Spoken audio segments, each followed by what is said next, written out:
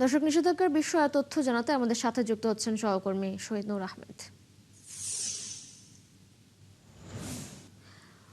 শহীদ নূর, কেন এই নির্দেশনা, বিজ্ঞপ্তিতে আর কি কি নির্দেশ দেওয়া হয়েছে জানাবেন, এবং সেই সাথে জানাবেন নৌযান চলাচল কবে নাগাদ স্বাভাবিক হতে পারে?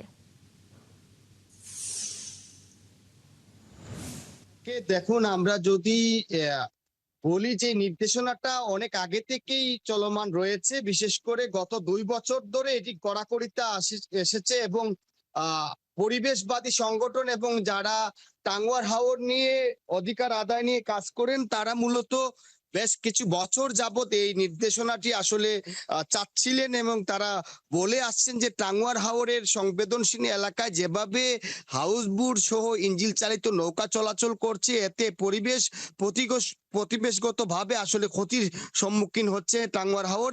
আমরা যেমনটা গতকালে প্রশাসন থেকে জানতে পেরেছি এবং তাদের গণবিজ্ঞপ্তিতে যেভাবে তারা বলে দিয়েছেন যে পরিবেশগত যে এলাকা রয়েছে ওয়াচ টাওয়ার সহ আশেপাশে এলাকায়, সেই এলাকায় আসলে নৌ চলাচল বা ইঞ্জিন চালিত যে নৌকা আছে সেটি চলাচল করতে পারবে না, এমনটাই আসলে নিষেধাজ্ঞা দেয়া হয়েছে।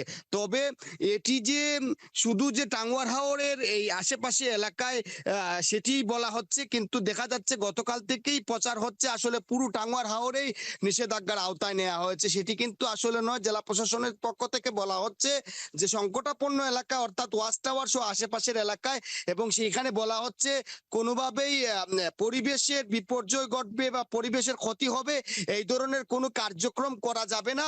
আমরা পরিবেশবাদী সংগঠন থেকে যেমনটা বলা হচ্ছে যে এই যে নিষেধাজ্ঞার কথা বলা হচ্ছে, এটি আসলে সংকটাপন্ন এলাকা বলতে কতটুকু বোঝানো হয়েছে এবং কি কি নিষেধাজ্ঞা সেটি যে যে 11টি নির্দেশনা দেয়া হয়েছে সেই 11 নির্দেশনা মানার ক্ষেত্রে বাধ্যবাধকতা আছে কিনা, আইনের প্রতিপালন হচ্ছে কিনা। কারণ গেল সময়টাতেও আসলে এসব নিষেধাজ্ঞা দেয়া হয়েছিল, কিন্তু আমরা দেখেছি এটি ব্যত্যয় ঘটেছে।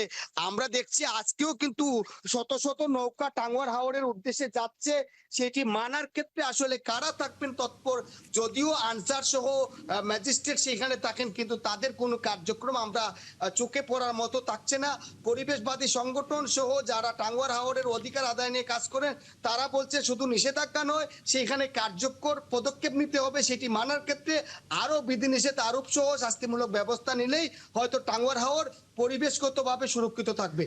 শহীদ নূর আহমেদ, ধন্যবাদ আপনাকে যুক্ত হবার জন্য। দর্শক, টাঙ্গুয়ার হাওর থেকে যুক্ত ছিলেন আমাদের সহকর্মী শহীদ নূর আহমেদ।